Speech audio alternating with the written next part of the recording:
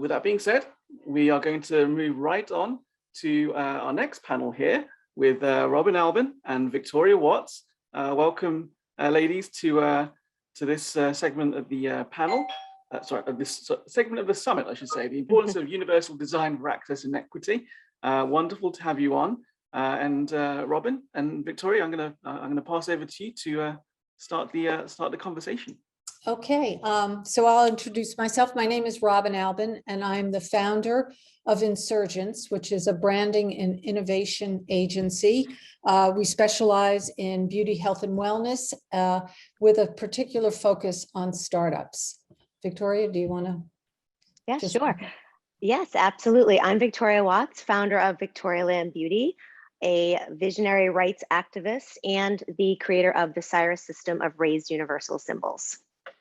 So Victoria and I met a little over a year ago, and she was just in the throes of making a pivot on her Victorialand Beauty, and I joined her team to help her re-envision what Victorialand might be. Since then, we've done another pivot. So Victoria, do you want to sort of talk about where we started when we first met and where you pivoted to and why you've made that pivot? Sure, absolutely. Well, my journey, my story rather, has a lot of twists and turns, as you well know, Robin. And just to give a brief of where I started was Victorialand, a skincare line that I created and launched in 2018. And then after the birth of my son Cyrus, who was born blind, my story took another turn, and my mission became different than what it began with. I realized rather quickly after Cyrus was born how inaccessible our world is, in particular, accessibility for consumer packaged goods. And I started to think about like all the things that I take for granted as a sighted person, and thinking, how is he going to bathe by himself someday? How is he going to go grocery shopping? How is he going to do all these things we take for granted? So that got me thinking about my line and how could I make my line accessible to people with visual impairments. And so when you met me, Robin, I had developed the Cyrus system of raised universal symbols, and I had launched that on my Victorialand line back in 2020. The feedback was great on the system, but I quickly learned it was a challenge to get people to see the bigger picture of what this system could really do. And it was hard to get people to see Victorialand as not just a skincare created for the blind, but in fact, a skincare line that was created to be inclusive of all consumers. That was a real challenge for me to get people to see the universal benefits that this system provided, not just for the visually impaired consumer that I created it for, but for all of my consumers. So then when I realized that the Cyrus system, needed to be on more than just Victorialand for it to become this universal language, I then pivoted again to focus solely on the Cyrus system, to continue to build out my library and begin licensing it to other brands. Because at the end of the day, until we're all speaking the same language, there still will be barriers. Right. I think there's a tremendous amount of confusion. I know when we first met and got deep into the projects, the pivot that we made, and then the second pivot that we've made, that there is a certain amount of confusion between inclusive design, accessible design, universal design. And can you just explain for everyone what you've taught me so well about the differences? Yeah, and that is a huge challenge, and it's a learning curve really for all of us. But accessible design basically involves designing for a specific use case and for a small group of people rather who might benefit. Braille is an excellent example of accessible design or inclusive design. Universal design, on the other hand, is based on the belief that when you design for extremes, you design for disability, you end up creating a design or a product that works better for everyone and has benefits for everyone, regardless of your age, your size, ability, and just gives everybody a better experience. And that is what's so amazingly beautiful about universal design. So I think the case example that a lot of people probably know about is the EXO kitchen utensils, because they were originally designed for the founders a wife who had arthritis. And then the design of them was so fantastic that it became the kitchen utensil, that particularly the can opener, that everybody wanted to use. So I think there's also that impression that if you are making something that is universally designed, that there is an aesthetic that's lost, right? Absolutely. Absolutely. And you've given some, like wheelchair ramps and other things. Yeah, it doesn't have that aesthetic appeal. But yeah, no, that's an excellent point that you made. Right, right. So what has it been like? What do you think has been the biggest challenge that we've been looking at in terms of both making this pivot and then getting a wider audience to understand and appreciate the value of what you are doing? Well, the biggest challenge is there's a lack of awareness out there. There is a lack of awareness for the disabled community. There's so many misconceptions and stigmas associated with the disabled community. So that's been a challenge in getting people to see the bigger picture with this system. The other challenge is this, lack of awareness for the difference between accessible and universal design. People just, again, it's a concept that's been around for a long time, but it's surprising that it's so new to a lot of people. Even in 2021, it's so new. It's around us everywhere, but yet it's a concept that people still have a hard time grasping. And what I mentioned before was that, people look at this and think, oh, this is great. This is targeting a very small audience. Well, that is not the case. It is reaching everybody. Think about people that have dyslexia. Think about people that have, don't speak or read English, people that wear glasses, people that wear contacts. This system not only helps the visually impaired, but it also has universal benefits for most people, which is what makes this so incredibly amazing.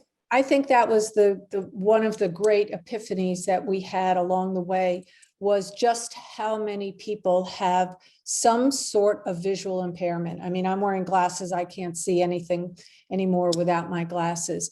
Women or not just women, but people of a certain age, when you start to look at a package and everything is in mice type, how do you read that? Or, when we were talking about going in the shower, if you wear contacts or you wear glasses, reaching for that shampoo while you've got soap in your eyes. These are all incidences that would benefit from the Cyrus system. But I think one of the things that would be very helpful for everyone to hear about is for you to describe exactly what Cyrus is. And I don't know if you happen to have any examples handy that you can share. Sure. Well, the Cyrus system, as I mentioned, I think it's important also to mention that I created it alongside the Lighthouse organization and a blind gentleman, because one thing that's important for anybody that is trying to create a solution, a universal design solution for a certain group, in this case, it was visually impaired, I needed to work alongside them to really understand the daily challenges. It's one thing to think about what they would be, but as a sighted person, I can't even begin to understand it. So that was really helpful for me to do that. And that's something I recommend every company, to bring the people that you're trying to solve these problems for, bring them into the process. And in doing so, I learned so many valuable things. And one of which was how important QR codes are for the low vision person. They depend on that, scan it for information. And I was able to determine that by combining a QR code with a simple to use raised symbol system, I created a system that not only made the products accessible by touch, but also made the product information accessible with a simple scan of the QR code. And that was extremely valuable in developing this system. So the Cyrus. Oh, go ahead. No. So the Cyrus system is comprised of a raised tactile symbol and QR code technology. The two together, like I said, make the products identifiable by touch for people that need that assistance, but also the product information accessible as well. And for me as a sighted consumer, it's a better experience for me to not have to, take out my readers on top of the contacts that I currently wear, to be able to read this print and to be able to go into the shower without my contacts in and be able to touch something and know what I'm grabbing. Right. But Cyrus, again, is a symbol system. You have right now 7 to 11 symbols that you're building on, and they're raised tactile symbols that are very, very easy to understand. And also you did a lot of research and testing as to how raised they need to be, again, for the tactile approach. Do you want to talk a little bit more about how you created and what some of the symbols are? Absolutely. So yeah, as I developed the symbol system, it was, came up with the ideas for the symbols, and it was a lot of back and forth with my focus groups. Again, this is something completely new, and I needed to, get their feedback to tweak it accordingly. So, presenting the symbols, having them feel the symbols to make sure that they were embossed to the right height, that they could identify them by touch. But the symbols also had to make sense for the products that they represented. That was another key component. And the QR code piece, again, realizing how much they depend on that. One of the things that this blind gentleman cued me into was, QR codes are great, but we can never find them on packaging. If you could emboss them on your packaging, this would make it so much easier for us to identify them and scan for the information. And again, that was something I would have never thought of if I had not spent that time working with this focus group to really understand, how they navigate. So some of the symbols are, for instance, you have a crescent moon for a night cream, and you have a circle with some grainy ingredient shaped objects inside of to represent an exfoliator. And then you have a droplet to represent a facial oil. And then you have waves that represent moisturizer. So these are very, very intuitive symbols that someone doesn't need a lot of learning to get engaged with. And that's a big difference between Braille, right? Only 10% of people read Braille.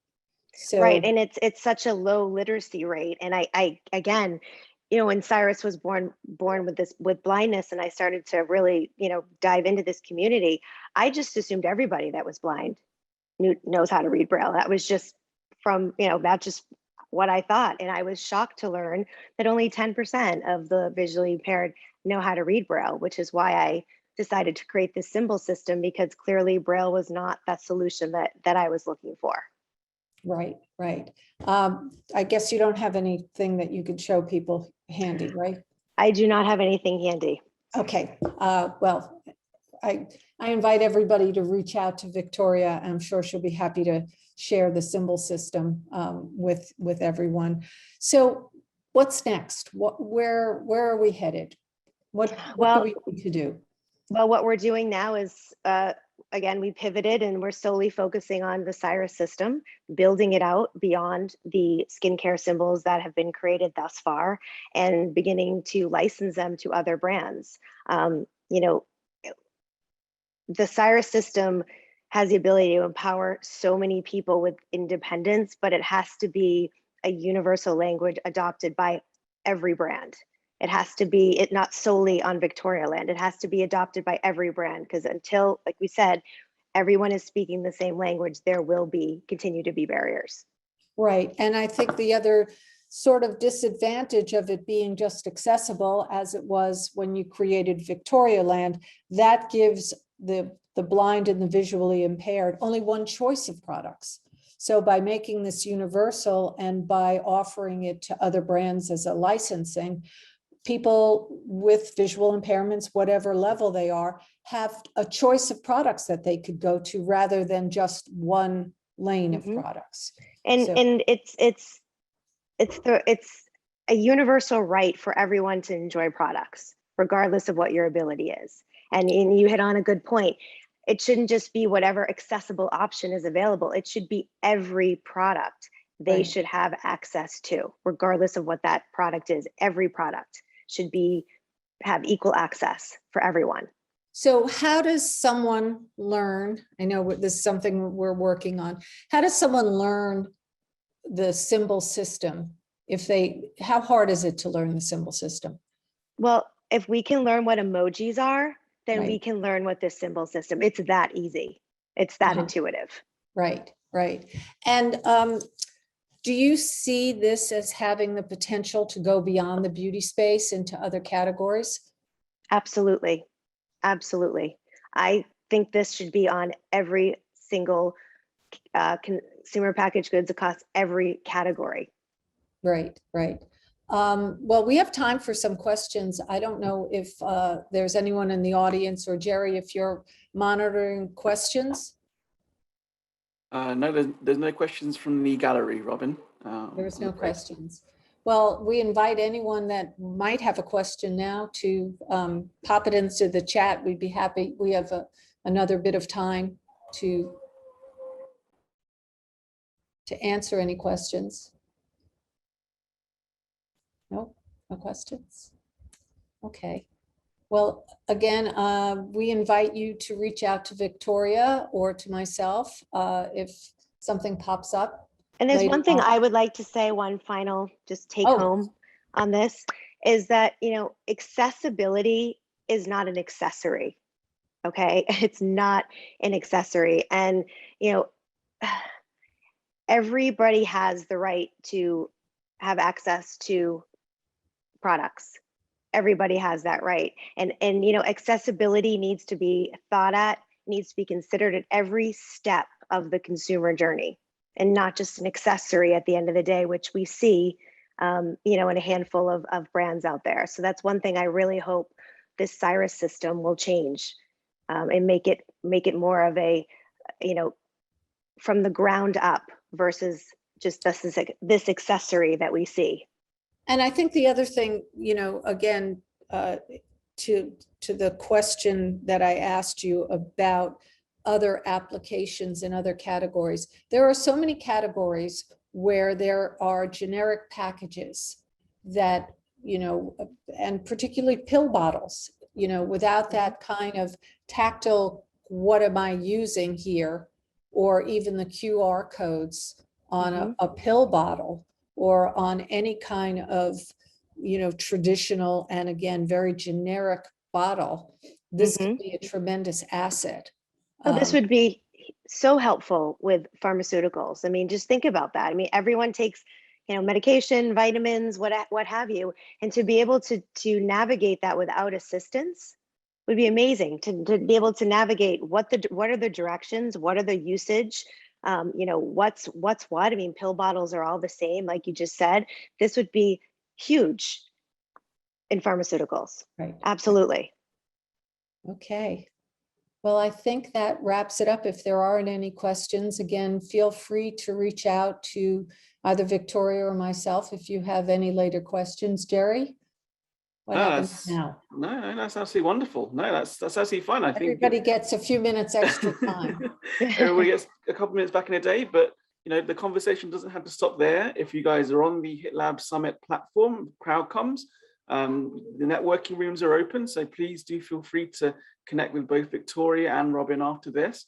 And I don't know if you guys have dropped your LinkedIn email in the chat, or you guys can search for Victoria or Robin on LinkedIn, with their organizations. But definitely feel free to carry on the conversation, because that's what the summit's all about, effectively, to start these conversations, but to have them continue.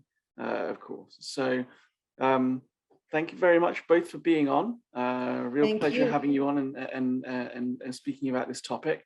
And we'll hopefully catch you at the next HITLAB event. Okay, thank you again, Jerry.